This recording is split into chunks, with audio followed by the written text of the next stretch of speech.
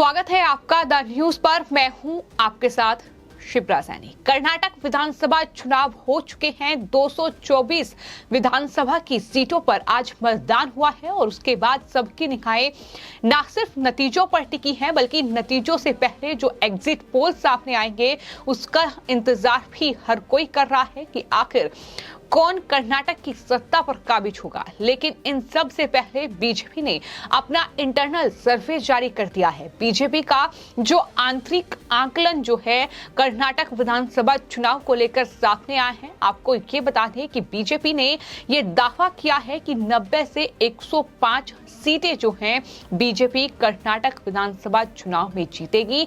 यानी आकलन ये साफ तौर पर बता रहा है कि बीजेपी को ये पूरी उम्मीद है 90 से 105 सीटें जो हैं वो उनके खाते में आ रही हैं। हालांकि वहीं आज मतदान हुआ जहां तमाम बीजेपी नेताओं से लेकर कांग्रेस पार्टी और जेडीएस के नेताओं ने मतदान किया, जहां बीजेपी की ओर से दावा यह किया गया कि वो 140 सीटें तक वहां हासिल करने जा रही है। तो वहीं कांग्रेस पार्टी एक अलग दावा पेश करती नजर आई। उनकी तरफ से यह कहा गया कि 130 से 140 सीटें उनके खाते में आने वाली है। तो कुल मिलाकर दावे लगातार किए जा रहे हैं, लेकिन 224 विधानसभा सीटों पर जो चुनाव हुआ है उसमें बीजेपी का इंटरनल सर्वे ये कहता है कि उन्हें 90 से 105 सीटें मिलेगी।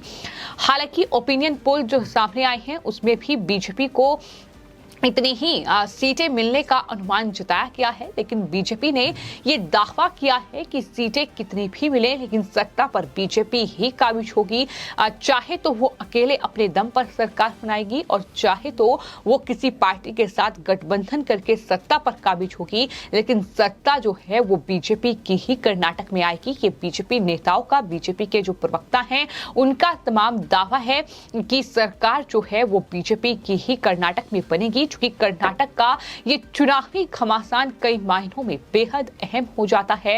एक तरफ 2024 में लोकसभा चुनाव होने हैं और उससे ठीक पहले कई राज्यों में विधानसभा चुनाव भी होने हैं। तो जाहिर तौर पर इस लिहाज से अगर देखा जाए तो ये बीजेपी के लिए बेहद महत्वपूर्ण चुनाव माना जा रहा है और साथ ही साथ कर्नाटक की सत्ता पर मौजूदा वक्त में बीजेपी का कब्जा है। तो कहीं ना कहीं उस सत्ता को बरकरार रखने की कोशिश बीजेपी की ओर से जारी है।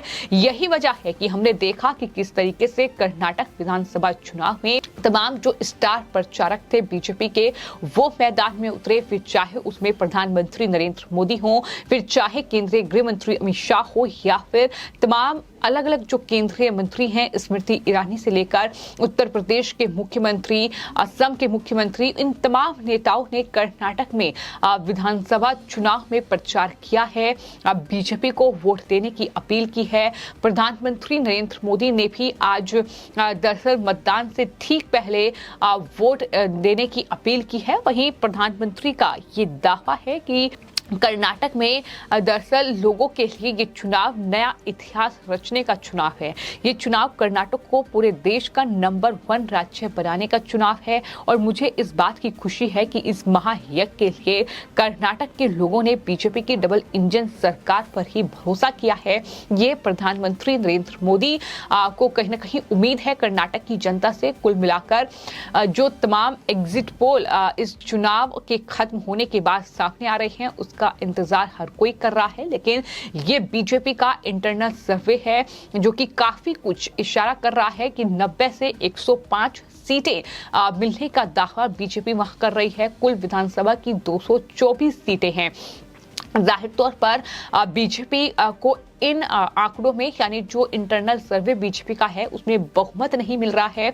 आपको ये बता दें कि बहुमत का जो आंकड़ा है वो 113 सीटों का है, लेकिन बीजेपी को 90 से 105 सीटें जो हैं वो वहां मिल सकती हैं। ये बीजेपी का अपना आकलन है, लेकिन ये आकलन कितना सटीक साबित होगा ये 13 मई को जब चुनावी नतीजे सामने आएंगे तब देखना होगा। लेकिन फिलहाल कर्नाटक की अगर बात की जाए तो कर्नाटक में काफी ज्यादा सियासी घमासान कई अलग अलग मुद्दों को लेकर देखने को मिला है। कर्नाटक में जो मिल्क दरअसल कंपनी है अमूल और नंदिनी के बीच जहां एक बवाल देखने को मिला, जहां कांग्रेस ने इस पूरे मुद्दे पर बीजेपी को घेरने की कोशिश की, तो वहीं आपको बता दें जिस तरीके से कांग्रेस पार्टी ने अपना जो घोषणा पत्र था वो जारी किया और ये कहा कि वो बजरंग दल को बैन करके अगर वो सत्ता में आएंगे तो इस मुद्दे को भी बीजेपी ने खूब भुनाने की कोशिश की और वहां हनुमान चालीसा का बाकायदा पाठ जो है वो शुरू हो गया। इतना ही नहीं, प्रधानमंत्री नरेंद्र मोदी ने ये आरोप लगा दिया कि भगवान राम को कैद करने के बाद अब बजरंग बली और उसके जो भक्त हैं उनको दरअसल कैद करने की तैयारी कांग्रेस पार्टी कर रही है। इस तरीके के वार पलटवार का दौर चला, लेकिन आज यानी 10 मई को कर्नाटक में विधानसभा चुनाव हुए और मतदान पूरा हो चुका है, जहां तमाम जो कर्नाटक के तमाम अभिनेता हैं अभिनेत्री हैं उन्होंने वोट डाला है। तो वहीं तमाम नेताओं, फिर चाहे वो बीजेपी के मौजूदा वक्त में जो मुख्यमंत्री हैं बसवराज बोम्मई, फिर चाहे वो कांग्रेस पार्टी के नेता हों DK शिव कुमार हों, फिर चाहे वो देवगौड़ा हों, तमाम नेताओं ने मतदान जो है उसमें हिस्सा लिया है, तमाम नेताओं ने वोट डाला है। तमाम नेताओं का अपना अलग अलग दावा है, जहां बीजेपी के नेता ये दावा कर रहे हैं कि वो 224 में से 140 सीटों तक जीतेंगे, तो वहीं कांग्रेस पार्टी का अपना दावा है।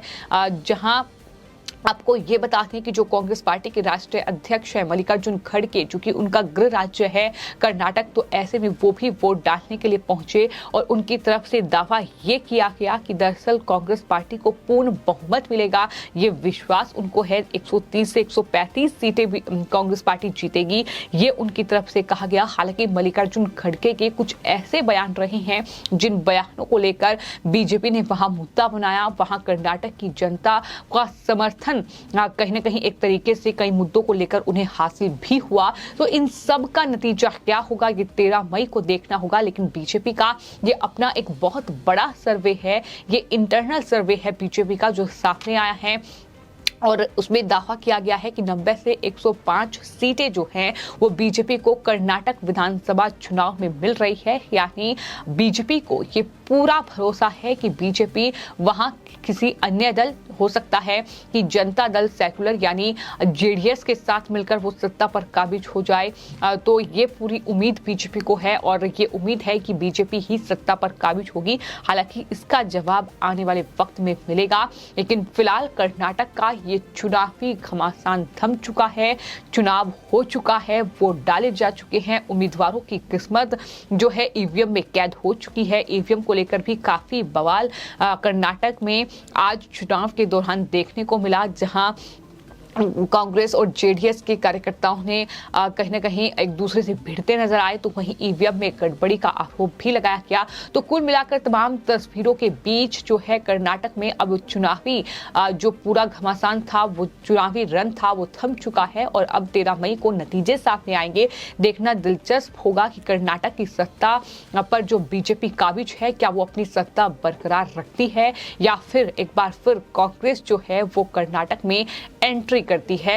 ये कहीं ना कहीं देखने वाली बात होगी। लेकिन कर्नाटक का ये विधानसभा चुनाव दोनों ही पार्टियों, खासतौर पर कांग्रेस और बीजेपी के लिए काफी ज्यादा महत्वपूर्ण है, क्योंकि बीजेपी के लिए ये मौका होगा कि अपने कार्यकर्ताओं में किस तरह का उत्साह और किस तरह का जोश वो आने वाले वक्त में जो चुनाव होने हैं उसके लिए भर पाए, क्योंकि आने वाले वक्त में कई महत्वपूर्ण राज्य हैं, फिर चाहे वो राजस्थान हो, फिर चाहे वो झारखंड हो, छत्तीसगढ़ हो, तमाम राज्यों में चुनाव होने हैं और इस लिहाज से ये चुनाव बेहद महत्वपूर्ण 2024 में लोकसभा का चुनाव भी होना है, उस लिहाज से भी ये चुनाव काफी महत्वपूर्ण माना जा रहा है। तो यही वजह है कि तमाम सीटों का जो आकलन का दौर है वो फिलहाल शुरू हो गया है। लेकिन बीजेपी का ये अपना दावा है कि वो कर्नाटक में 90 से 105 सीटें हासिल कर रही है। फिलहाल आपकी इस पूरे मामले पर क्या राय है, हमें कमेंट बॉक्स में जरूर लिखें और चैनल को सब्सक्राइब करें। धन्यवाद।